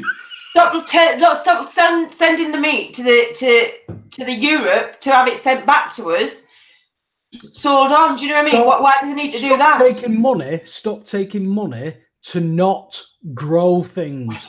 Grow the food that we need. We're an island. Let's see what we can do. I tell you what, if we did what they're doing in France over the fuel costs, right? They seem to strike in France with this fuel cost. If we did that in this country over Brexit. But who are you going to get, Sharon? Who are you going to get to Pied Piper that? Who's going to do that? Because the French haven't got anybody who's Pied Pipered that. The English need somebody who's going to play a little bit of a flute and dance to a tune. And again, I'm definitely not standing against Tommy Robinson in the fact that he hasn't got good points that he brings up. And I'm not standing against him the fact that he hasn't got these points. The factor is, where are you taking us? Because there are so many anomalies surrounding you and the people that surround you that I can't make a good, educated choice on what you are, Tommy Robinson. That's my problem. Have you been on a rally for Tommy Robinson? Probably right. not. Right, Dave, do I need to go on a rally to understand what Tommy Robinson's about? I'm not saying you have to, but I'm saying if you did go on a rally, it would give you a lot better idea about what it's all about, because you'd mingle with all the people, you'd have conversations with all the people, you'd feel the atmosphere, and it's the only way to get a better understanding of what it's actually about. But I feel that from talking to you, Dave. I feel that from talking to you. You're a Tommy Robinson supporter. I feel I can talk to you. I'm having a good rapport with you. But going on I can go on Tommy Robinson's, whatever you want to call them, and speak to people who would be absolutely brilliant people. But how do I put it? We need It's what's surrounding Tommy Robinson, the corporation. What is surrounding Tommy Robinson, the corporation? How his legal fees are getting paid is a question. How he's getting promoted, how he's getting onto media is a question. I can't get onto RT. I can bring the banking system down tomorrow with the knowledge I've got, but I can't get onto RT. I can't get onto BBC, but Tommy Robinson can. There's something not right, Dave. And that's nothing against you. Please believe me. That's nothing against you. I think there's two ways of looking at things. I think the fact that he can get on RT and he can get on all these different channels and stuff, I don't think that points to there being something wrong. I think that means there's something right. And what that means is there's a lot of people out there with money and power that believe in what Tommy's doing. And they want, like Donald Trump, wanting to drain the swamp, wanting to show everybody how corrupt everything is. And that's my problem. That's my problem, Dave. It's somebody who's able to get on these channels. It just means there's people in power that are good, and they want Tommy's message to get out. Well, that's why he's able to get on these medias. Well, I'm speaking to people in the judiciary and in the police who are good people who do want this to happen, but they aren't talking about the Tommy Robinson connection in showing that. And that is what my reservation is, because I've no belief in any of this. I want to know what is really going on. And when somebody grabs hold of a lad from Luton who is an ex-footballer hooligan who has got a point, and is not racist, he's got a valid point. But what is that point? These people are being... this issue is being forced upon people, and Tommy Robinson is a product of that. Now, Tommy Robinson was not Tommy Robinson. He's become Tommy Robinson, and this has now become a train, and this is now picking up money, it's picking up people, it's picking up notoriety, it's picking up media. It's everything what it should be doing, but what I'm worried about is where we're being taken. Another way of looking at it is, and this is the way I see it, that Tommy Robinson was a normal lad, right? But he's been made a victim by our government. And I think our government have treated Tommy Robinson like shit. And I think they've done it hoping that the rest of the public, will think, oh, look what happens when you talk out. Look what happens. They've used him as an example. They tried to kill him, putting Tommy Robinson in a Category A prison for mortgage fraud. And within that prison, there is Muslims that are serving 25 years each for going to kill Tommy Robinson. That's why they were in jail, because they were caught with IEDs and stuff on their way to kill him. And our government put Tommy in that jail with them. They tried to kill him. They've tried to use Tommy as an example to all us to shut up. But Tommy didn't shut up. And that's just empowered all us lot to think, no, we're not going to shut up either. Okay. So I got sacked for not shutting up. Yeah. But being devil's advocate, could they not have promoted all those stories and said he's in this prison and blah, blah, blah? Because I've heard all this. I've heard all these allegations. Could that not have been promoted for somebody that the establishment would like to hold up? Could that not be possible? It could be. Should I say it could be possible? I was wrong that. Could be possible, couldn't it? Well, anything could be possible, though, couldn't it? Anything. That's what I'm saying, Dave. We can't. Well, can I tell you what? Can I tell you what I'm trying to make possible? Yes, please. Right. Well, on the 12th of December, I'm organising, with Justice, as many people to come out at their local social services, children's services, on the 12th of December between the hours of 12 and 2, midday, to raise awareness about forced adoptions and abuse of the state. I've got about 25 areas covered already, and there's more volunteering. We only need a small group with local areas so that you don't have to travel out of your town. If you've been in the care system and you've been abused by that and you've been let down by social services, if you've been ripped away from your family, if you've had your family ripped away from you, any of these situations, we want these people to come out and just have a peaceful demonstration outside the social services building where the shameful work operate from, and with their banners, you know, the placards saying name and shame if you want, carry photos of your children. It's to highlight the fact that all these children are not going to be home with their family at Christmas, and it's a countdown for Christmas, which is why it's the 12th. It's midweek, and we want a woman at every point to, I'm going to prepare a speech that's going to be read out by everybody at every point, and we're going to cut it all together and make you know, put the speech together with all these different people from different areas. So we need somebody to video it, and we just need a couple more people just to go along support. There doesn't have to be masses of people there, but it's the message that we want to bring out. And it's, I understand that social workers have already been warned of our action. So yeah, we just try to promote that as much as possible to get everybody on the 12th just to come out for a couple of hours and make a stand and say, we've had enough. We're not going to be abused by the state anymore. We're not going to let you just walk in and take our children. We're not going to let you put our children into situations where it's more harmful to them than actually the home environment. You know, the story I was hearing today on the phone, the guy that I said earlier, he sent me the email of what happened to him. He wants to speak out, and he was taken from his family and abused in the care system horrifically.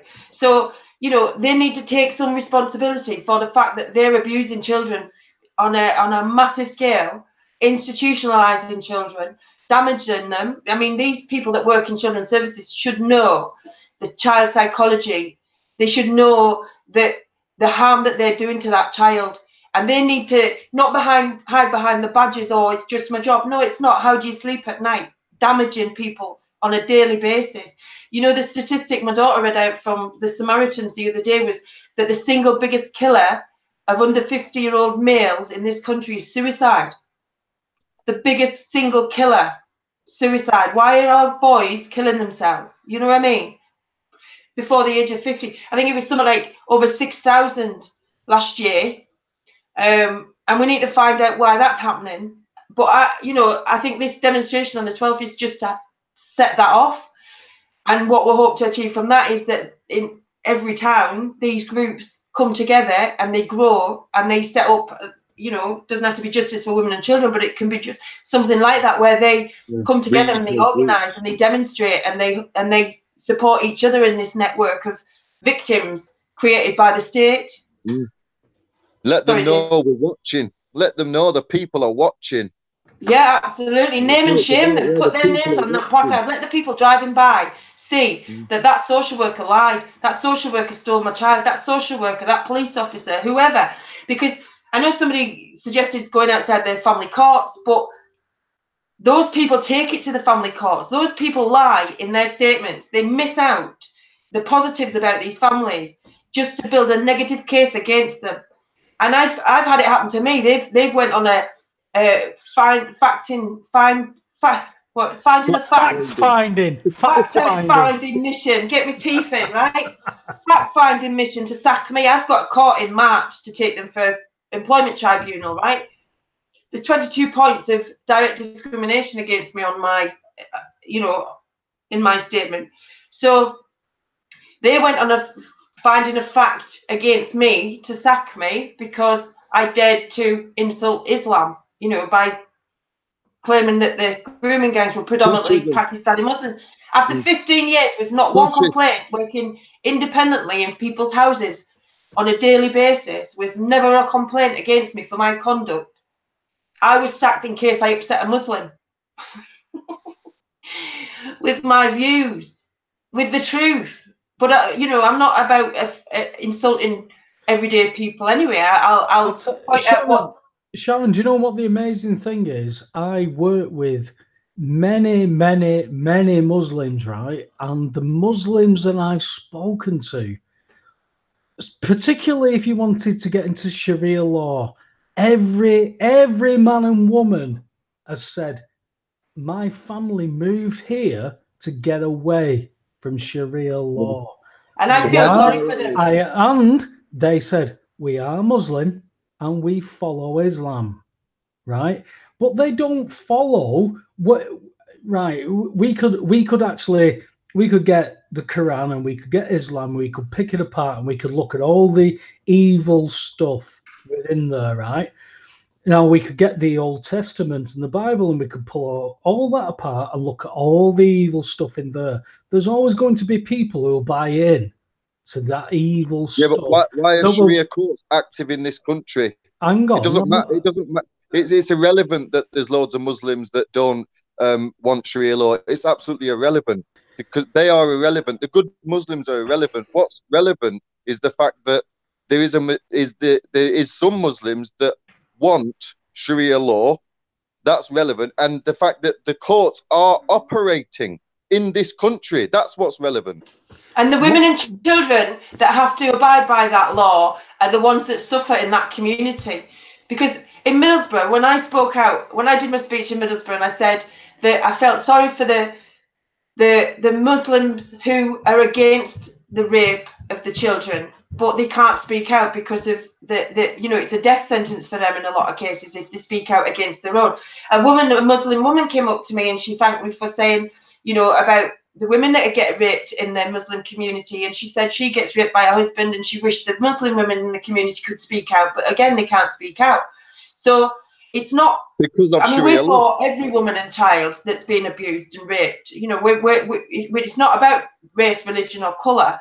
But when and a lot of these gangs, it's nothing to do with their religion. It's easy money. They groom a girl, they rape her, they gang rape her, they sell her on the street. They have them all. It's about money. And the documentary I saw, the Pakistanis even said, if you steal something, you'll go to prison. If you rape and sell a child, you can get away with it, and it's easy money. And that's why they do it. And, these girls fall for it. Businessmen. Yeah, exactly. It's easy money. And that's why we're easy meat. And this is what we need to change. It's not about discrediting a religion. It's discrediting the behaviour of those that follow a religion. But like you say, this Catholic, I never got sacked for talking, and I did talk a lot about paedophile priests in the Catholic Church. I never got sacked for potentially upsetting a Catholic, because I was taught. And again, and it's not about race, it's about rape. It's not about religion. It's about paedophilia. Culture. It's and the thing with this mass immigration and asylum seekers. At the first demo in Sunderland, there was somebody that came up and said she was Antifa and she'd come because she thought we would be racist. Now, she said to me afterwards, she come up and spoke to me afterwards, and she said she was pleasantly surprised. And what she said was that she works with asylum seekers, and it wasn't just Muslim asylum seekers. The Catholic, the Christians were also, she was constantly having to tell them about the behaviour towards women. This is because culturally, where they come from, that's how women and children are treated. Now, I have no problem. Bring the women, bring the children, bring the old and infirm to this country for safety, right? Why are we importing fighting age men between the ages of 20 and 50 on a massive scale? Where are the women and children that need protection? Why are they not encouraged to stay in their own country and protect the women and children and elderly and infirm in that country and build their... Why are we importing them, that age group, in such a massive number, that have come from cultures that women and children are abused? Bricks at a woman's head. Are abused. And for them not to think there's anything wrong in that. But you see, the thing is that oftentimes they come in because their lands have been bombed to fuck by our bombs. Well, don't invite them here. Said it before. What's that again? I've said it before. If we've bombed their country, then don't invite them here. To then get revenge and kill us for something that we've had no involvement in. Dave, that's not part of the policy, though. We bomb them so they come here. Yeah, but where are the women and children? Where it's not women and children on these boats, is it? It's not the NGO boats picking up women and children. It's NGO boats picking up fighting age men. Yes, I agree. I agree, Sharon. Funded by George Soros. There's a reason for that. That it's white genocide. There is an argument, isn't there, that this has all been set up and it's all done on purpose. Simply, the Kalergi plan shows similar. No, sorry. The Kalergi coordinate plan shows similar to what is happening. And it's happening. That's why they got rid of Gaddafi, to open the Libyan borders, to open up everything so that we got flooded out with. It's because Gaddafi was the gateway from Africa. Yeah. And now Gaddafi's gone, as he said. Now I'm gone. That's it. The Clintons have a lot to answer for.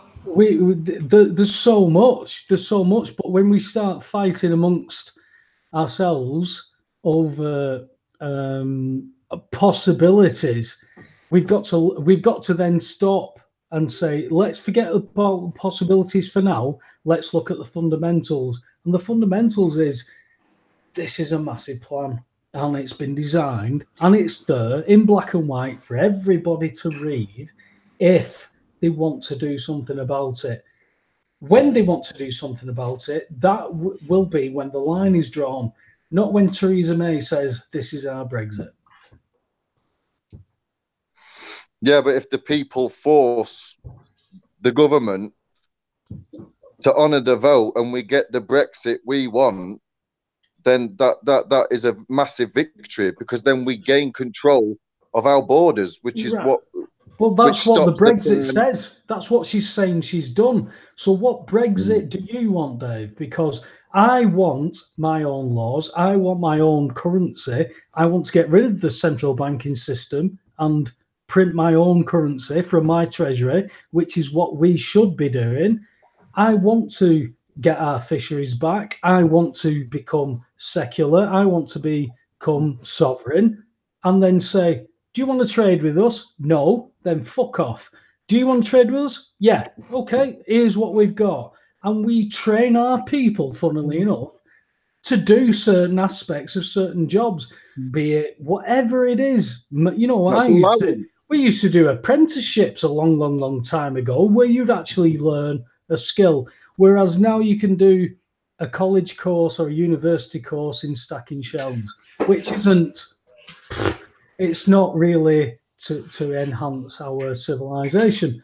So I would like to see coming back to go forward.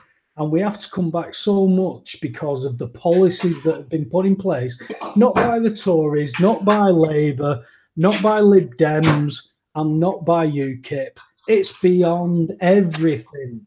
Everything. The politics will not fucking fix this. I don't care who you want to vote for. If you're voting for a party to get in to fix your problems, boom, you've lost. My opinion. What's your solution? Yeah. I say bring the country to a standstill and take it back. All that, Sharon. All that. For me, I just wish that they'd all just fuck off. I do. I wish they'd just say, listen, this is what we're doing, right? We're playing this fucking game. We're paying a great load of fucking money, and you're all going to pay for it. But if you want to opt out, and you know, then I'd fucking do that. I'd opt out. Because I just said, look, Jason, what they'd say to you is, do you want a scooter or do you want a leg? And then you go, well, I want both. Well, you can't. What do you want? Do you want a scooter or a leg? This is what they're giving people. Look, we'll help you, but you're only having this or this. And speaking of which, Webby, that brings me to my scooter. My scooter's a bit knackered. Not a begging video, please. No, if anyone's got a spare scooter, because what happens is I've ragged it about a bit, and I've now the chair you can move it to one side and to other, and then it locks in place. But you just go around in circles. but that's broken now, right? So it just spins on its own. So when I go around the corner, it's like being on a waltzer. I half expect a Jippo to be behind me, spinning me round and round. You know what I mean? Because it's like I'm on a waltzer. So if anyone's going to step over, I've got a bit of a sheen on your carpet, have you? Honestly, it's nuts. It's absolutely nuts. I've nearly fell off a couple of times, and it's quite dangerous, especially when you've got dog ragging me about and all, because he's a little bastard and all. Anyway, sorry about that, everybody. We've got a lady with us tonight, Sharon Binks, and Dave Sumner. I guess some Raconteurs. We've got about 15 minutes left. Where do you want to go for this last 15 minutes? Any one of you two, and also let people know where they can get in touch with you as well. Yeah, you can go on our Justice for Women and Children page, or look me up. But you're better off sending me a private message if you want to add me, if I know you, because obviously I get a lot of friends requests, and you have to be careful who you add, don't you? Because there's a few spies out there. Well, I'm still waiting to be added, Sharon. Shall we say that? Are you? Yes. All right, I'll have a look for you. You just don't. If you send me a private message, I'll add you. Honestly, that's the only way to do it. I've got about nearly 400 pending, because you just got to know who to trust. And I mean, the Gazette, my local Gazette, advertised our demo for Middlesbrough a couple of weeks before we had it. I was keeping it low key, just to be out there telling the public, keeping the public aware. But they advertised it for us, and obviously the counter protest turned up.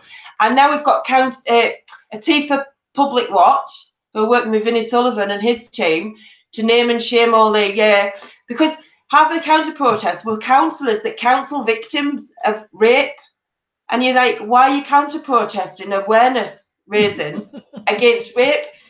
We want to reduce the amount of victims. They obviously get paid for looking out for it, but then they make the victims feel like it's their fault, and they shouldn't, and they're not allowed to talk about it if it's a certain cultural, somebody from that community. They're not allowed to talk about it. So what shock is that to the victims? They're getting paid by the government, like everybody else on the left. They're getting paid to keep victims in victims mode, where we're trying. There's more people coming to us now to let us know, so we can shout about it. We can tell people, because I'm not afraid to speak about anybody's story. If they want me to tell it, it's their truth, not mine.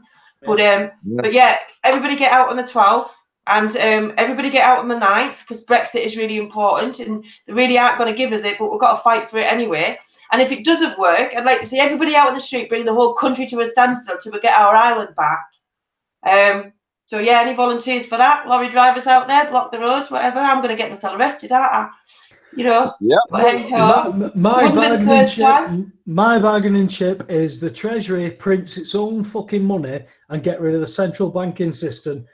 And things are going to be 95% a lot better.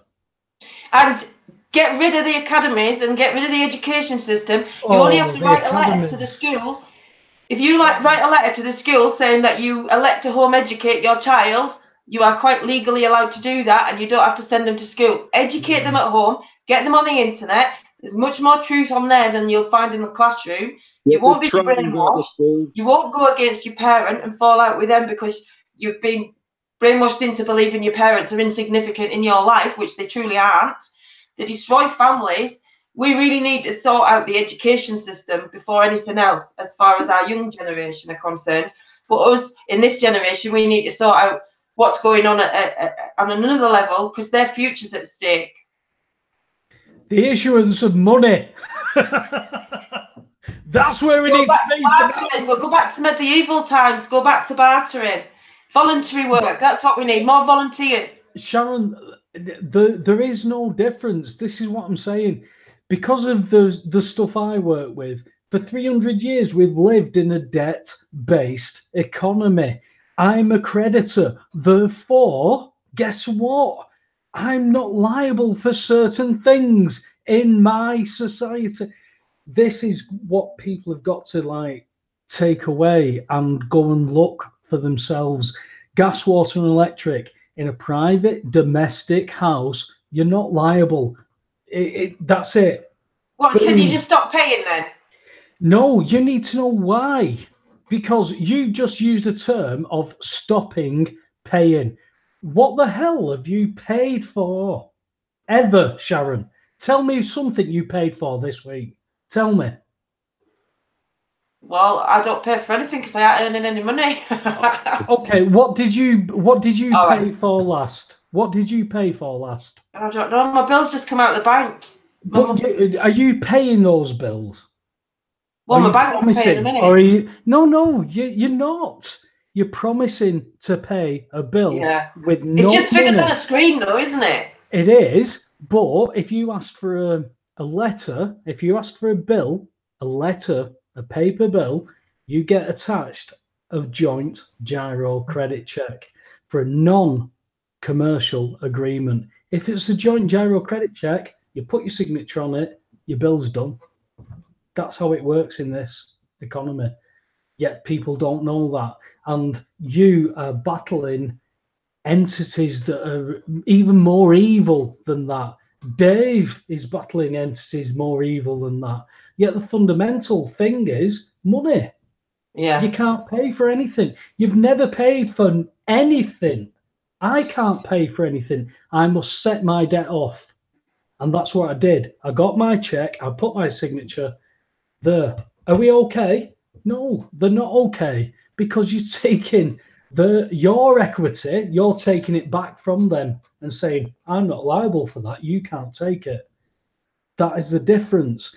People need to know those differences. And unfortunately, until people get in trouble, they don't bother looking.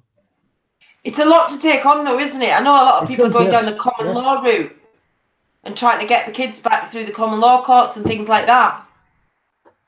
Yeah, and do you know what? They've got an argument. It's just, the problem is the system that we're in, it doesn't allow us in to the correct jurisdiction that we will be heard. We are always farmed off and funneled into a commercial justice system that's business negotiations. Well, Yes. Your hands are tied with business negotiations. If you go into a common law, which is harm and loss, you've taken my property, your children, that's your property. You've taken my property. I need compensation. Well, they'll have to give you your property back, which are your kids. The trouble is, through the registration system, we gift our property away, and we've got to then try and differentiate the difference between them both and get it into the correct jurisdiction where we can claim that property back.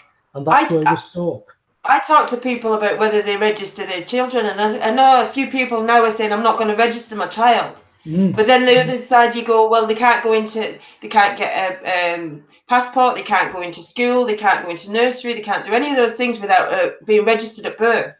Yeah, well, I've heard all that. I've also heard people who've contacted me and said, I've got a passport, my kid's in school, but they are not registered. But I also know from an ex-social worker who told me that she was working with a family of 3 children. All 3 children were taken.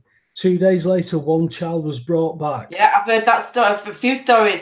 That child wasn't registered. That doesn't belong to us because you've not registered it. It's not our property. That's that is our. That's why I would advise.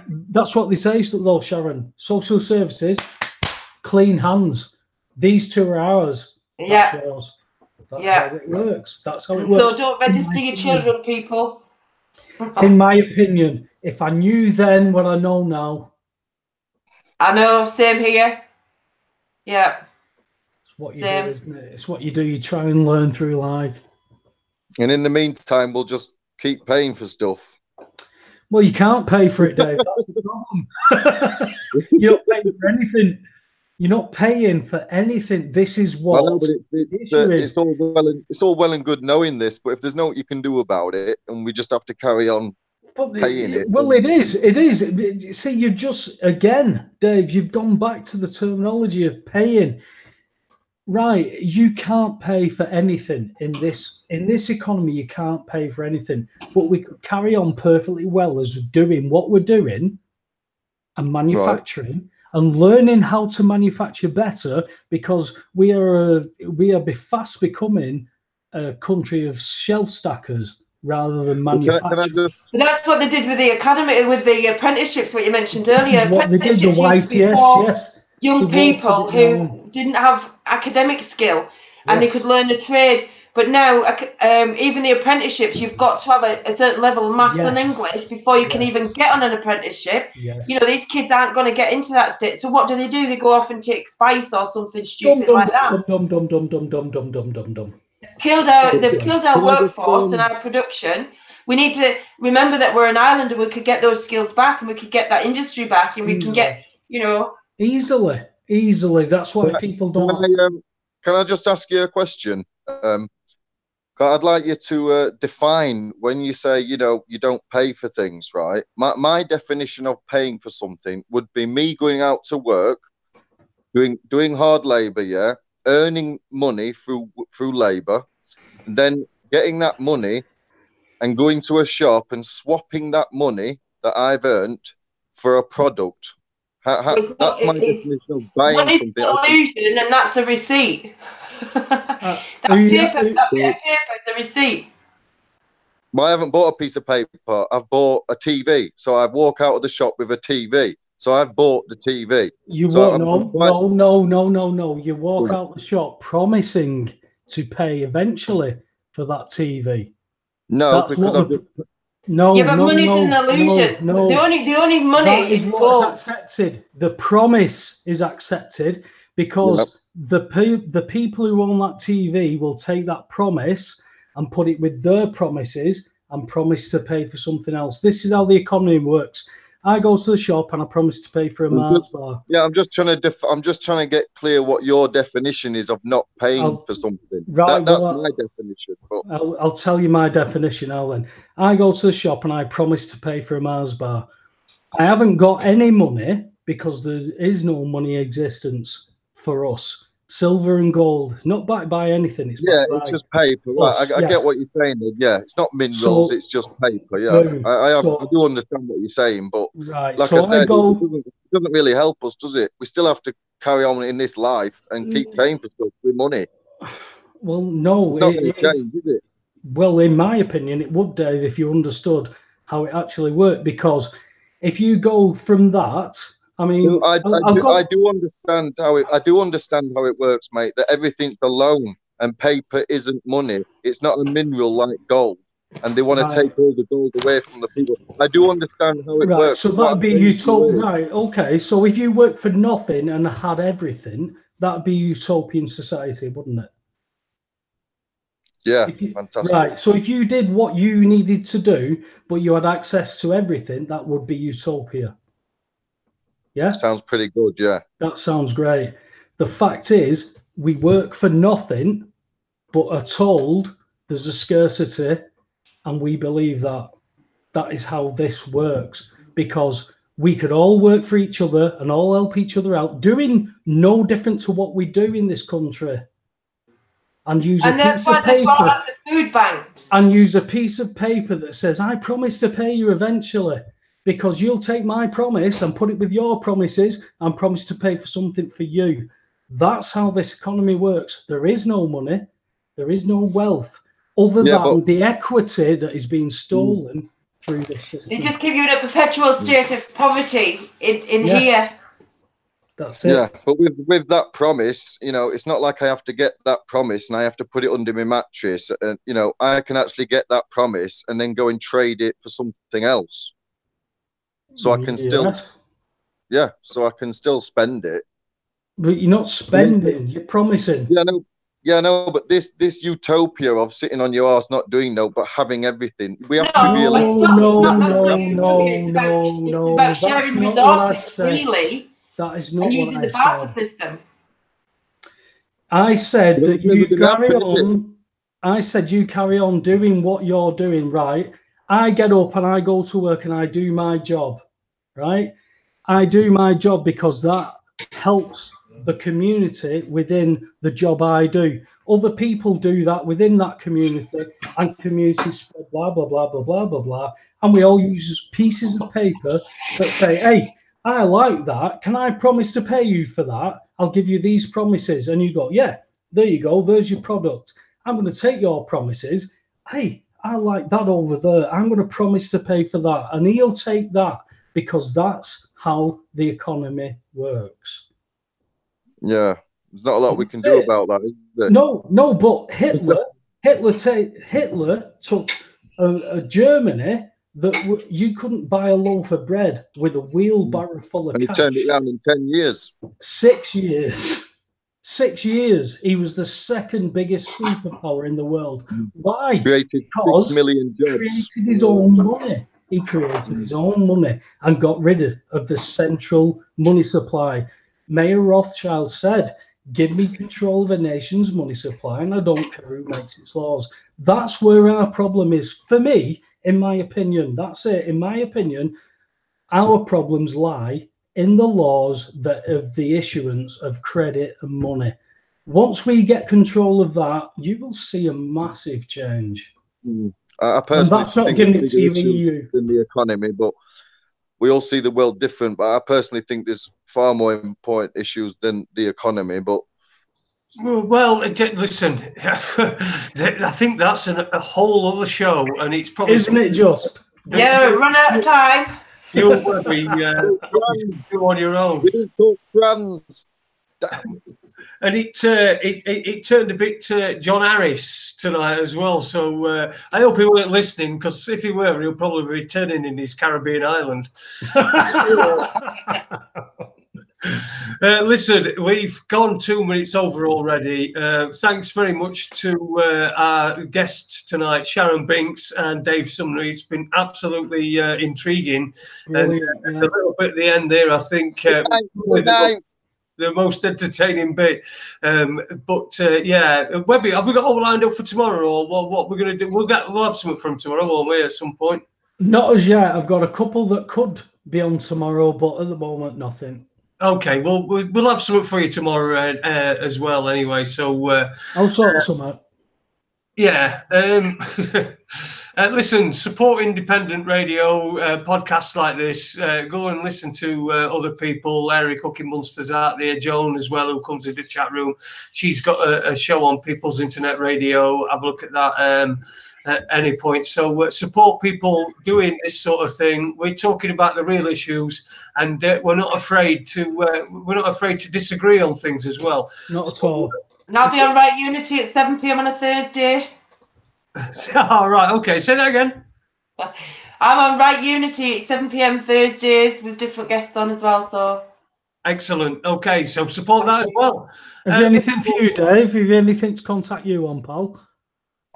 Just Facebook, mate. David Sumner, and many other accounts, but I'll save them for when I'm on a ban. So yeah, just David Sumner. No worries, brother. No worries. Cheers, Dave. All right, Webby. Thanks very much, mate. Thanks for inviting me on.